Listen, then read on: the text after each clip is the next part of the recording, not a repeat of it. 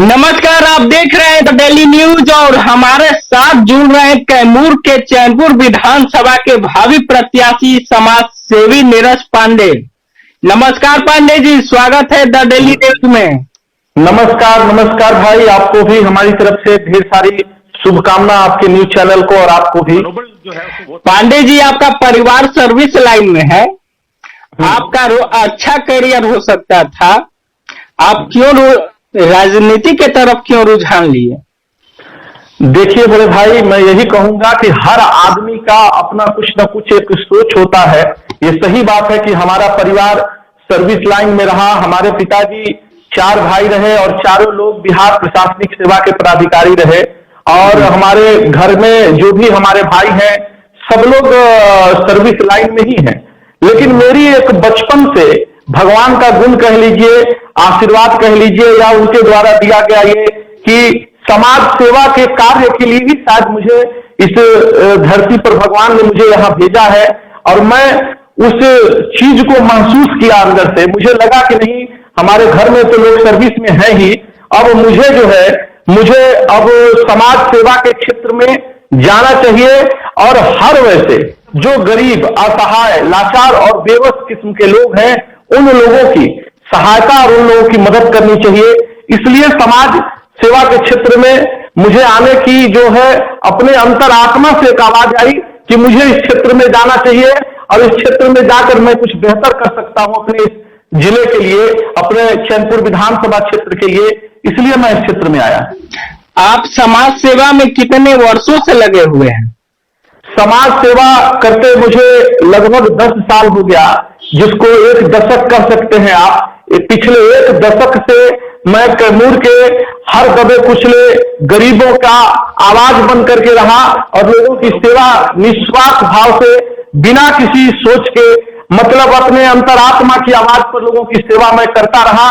10 वर्षों से पिछले मैं सेवा कर रहा हूं। ये मेरा 11वां साल चल रहा है। इतने सालों से निस्वार्थ भाव से आपने समाज सेवा किया, बिना पद लिए, बिना कोई राजनीतिक पद लिए आपने सेवा किया, फिर राजनीति के तरफ रुझान क्यों? कारण क्या है? राजनीतिक के तरफ रुझान मेरा नहीं है। राजनीतिक के तरफ रुझान होने का कारण यह है कि मैंने ये देखा समाज सेवा करने के दौरान कि यहाँ की भोली भाली जनता को, जो भी यहाँ नेता हमारे जिले में है, उन लोगों के द्वारा इस तरह चला जा रहा है, जाति पाति का उन लोगों को प्रलोभन दे करके कि आप फलाने जाति से आते हैं, आप फलाने पार्टी को सपोर्ट कीजिए, और इस तरीके की गंदी राजनीति और गंदी सोच के साथ लोगों में इंसान को इंसान से बांटने का काम यहाँ के नेताओं ने किया है। और जिसको मैंने देखा कि इसमें सिर्फ फायदा अगर किसी का है तो वो राजनीतिक पार्टियों का है और यहाँ के उससे जुड़े नेताओं का है। बाकी यहाँ जनता को कोई उससे फायदा नहीं है। इसलिए मुझे मजबूरन इस क्षेत्र में आना पड़ा और इस क्षेत्र का चुनाव करना पड़ा। अपने क्षेत्र की गरीब जनता के हित के लिए और आवाज उठाने के लिए मुझे आज राजनीति में आना पड़ा और इस विधानसभा क्षेत्र से मुझे लड़ने की घोषणा करनी पड़ी। क्या आपको लगता है चैनपुर विधानसभा की जनता आपको मौका देगी? देखिए, कहा गया है कि कर्म प्रधान है और जिसका कर्म जो है प्रबल होता है, उस पर भगवान का आशीर्वाद होता है। तो मेरा मानना है नीरज पांडे कर्म पर विश्वास रखता है, कर्म पर विश्वास करता है। मैं आज तक किसी पार्टी, किसी दल से बिना जुड़े मैंने लोगों की सेवा की है। मुझे जहां तक उम्मीद है अपने इस चैनपुर विधानसभा क्षेत्र के समस्त जनता से कि मैंने यदि अच्छा कोई कर्म किया है, मैंने उन लोगों के दुख सुख में साथ दिया है, मैं उनका भागीदार रहा हूं, मैंने उनके दुख को बांटने का काम किया अस्पताल से लेकर शमशान घाट तक, तो मुझे पूर्ण विश्वास है कि आने वाले समय में चैनपुर की जनता बुद्धिजीवी और समझदार है। आज तक नेताओं के हाथ से छलती आ रही है, उनका मुंह जल गया है। इस बार जनता सही निर्णय करेगी और सही नेता के साथ जाने का काम करेगी। चुनाव में किसी पार्टी के नाम पर वोट बैंक तैयार करना है या स्वयं नीरज पांडे का चेहरा होगा?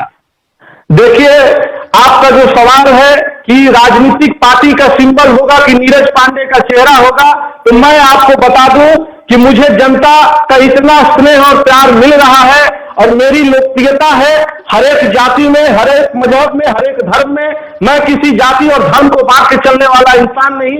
मेरे नजर में इंसान एक ही है और इंसानियत एक ही है। और मैं जहां तक मानता हूं, नीरज पांडे का चेहरा जो है काफी है और पार्टी से मुझे कोई गुरेज नहीं।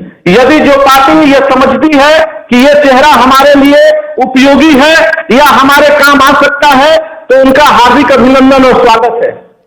लोगों में टिकट को लेकर काफी बेचैनी दिख रही है। कोई पटना तो कोई लखनऊ तो कोई दिल्ली का चक्कर काट रहा है।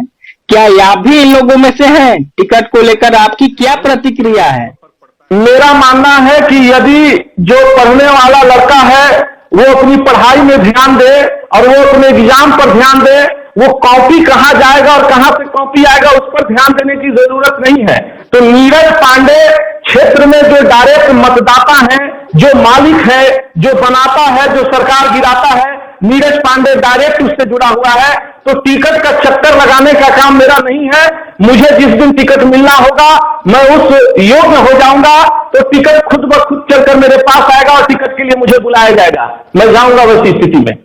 युवाओं, किसानों, गरीब तबके के लोगों की आर्थिक विकास को लेकर आपका क्या रणनीति होगी? आपकी चुनावी मुद्दा क्या है? मेरा चुनावी मुद्दा है इस क्षेत्र का, चैनपुर विधानसभा क्षेत्र का विकास, खास करके मेरे चैनपुर विधानसभा क्षेत्र में पड़ने वाले प्रखंड का नाम जो अधौरा है, जो काफी पिछड़ा है। आज भी वहां के लोग आदि मानव का जीवन जीने को विवश है।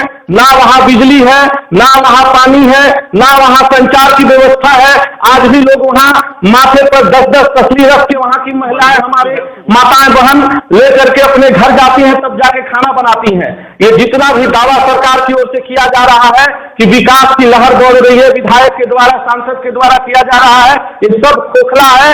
इसको आप जमीन पर जाकर के अधौरा में देखें। अधौरा का एक ऐसा गांव सदहर कला जहां आज तक जाने आने के लिए मार्ग नहीं है, रास्ता नहीं है। बीमार होने पर वहां की महिलाएं, यदि कोई प्रसव से संबंधित मामला हो तो खटिया पर लाद करके लोग 5 किलोमीटर ऊपर लेके आते हैं घाटी चढ़कर। उसी बीच रास्ते में उनका दम टूट जाता है। यही सरकार का दावा है, यही खोखला दावा है। इसलिए मैं आपको बताऊं कि विकास मेरा मुख्य मुद्दा होगा।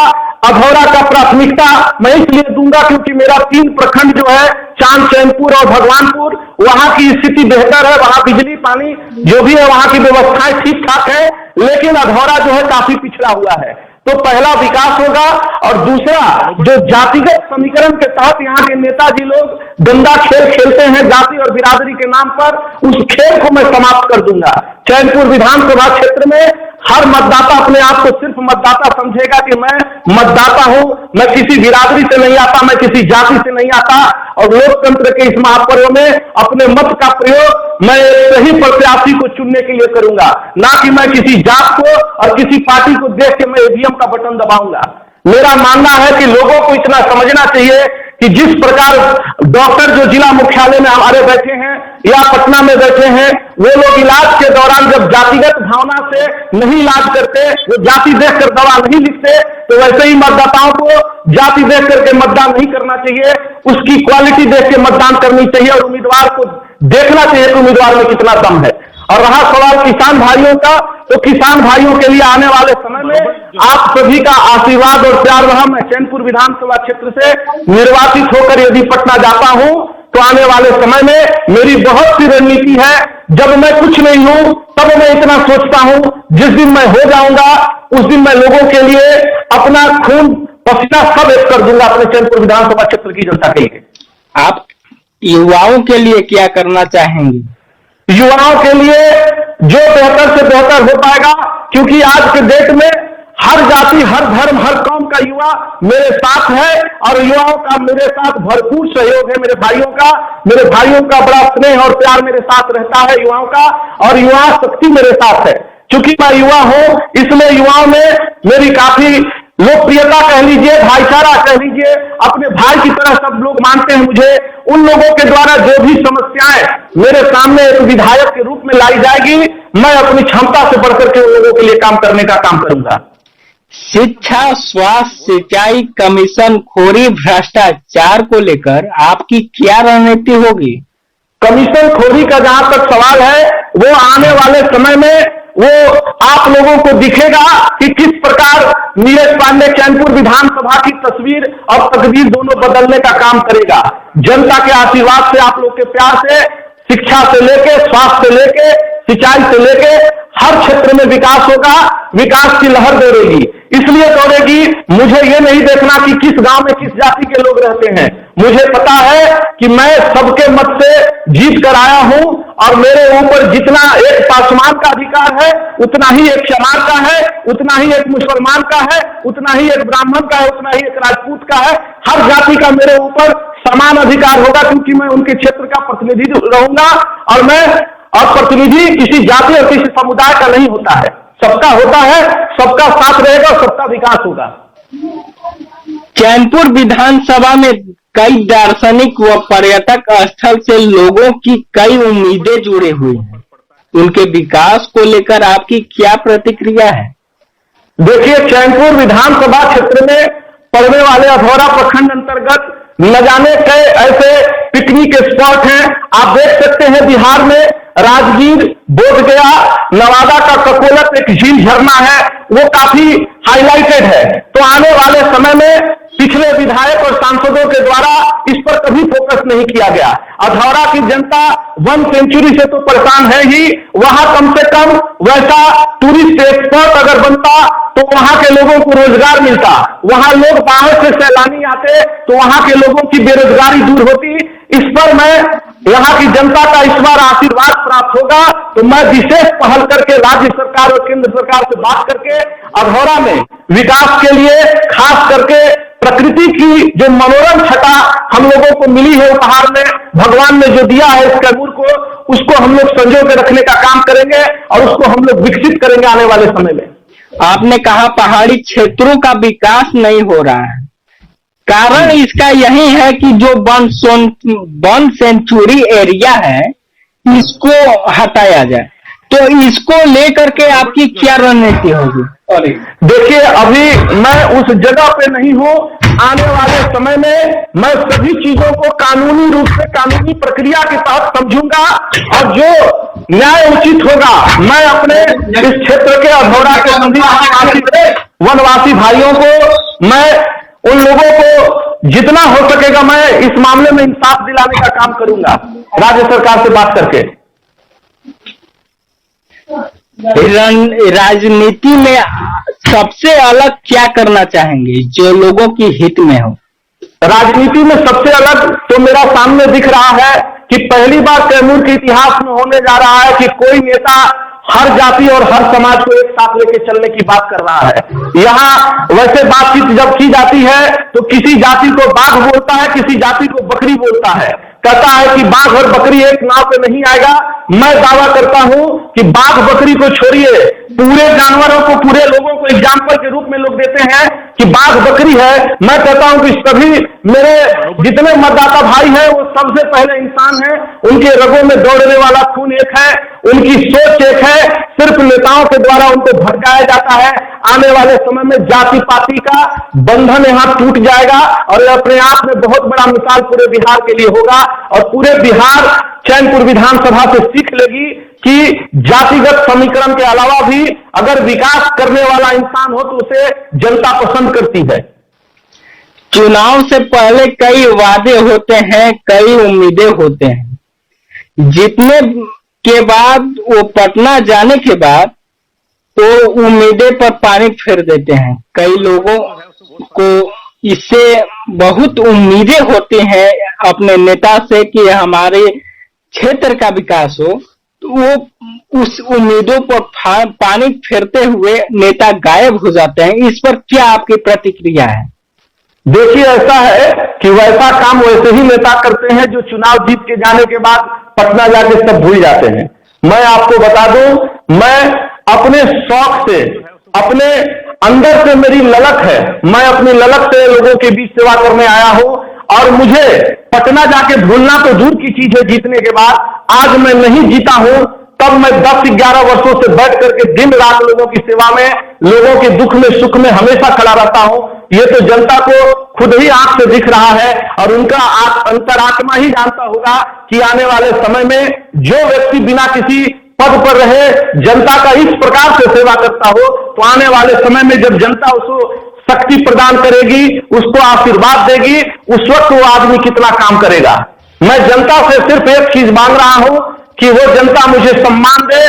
मैं जनता को शुरू से सम्मान दिया हूं और आजीवन में सम्मान दूंगा। चैनपुर विधानसभा की जनता को आप क्या कहना चाहेंगे वोट बैंक को लेकर के?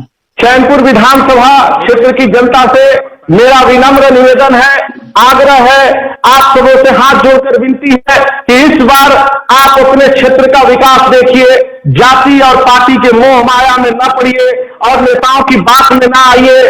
आप अपने हृदय से, अपने मन से इस बार निर्णय लीजिए कि हमारा छोटा भाई नीरज पांडे यदि आपको लगता हो कि सही काम कर रहा है, सही दिशा में चल रहा है, गरीबों के लिए दिन रात चल रहा है, मर रहा है, तो आप सभी लोगों से मेरा निवेदन होगा कि एक बार 5 वर्षों के लिए एक मौका देकर अपने इस भाई, अपने बेटा को आप देखिए। मैं चैनपुर का तस्वीर और तकदीर बदलने का काम नहीं करूंगा, तो उसके बाद फिर 5 वर्षों के बाद आपके हाथ में सारा कुछ होगा और आप दोबारा निर्णय लेने के लिए स्वतंत्र हैं। अगर आप ये वीडियो YouTube पर देख रहे हैं तो हमारे चैनल को सब्सक्राइब करें और बेल आइकन को दबाना ना भूलें। अगर आप Facebook पर ये वीडियो देख रहे हैं तो हमारे पेज को लाइक करें।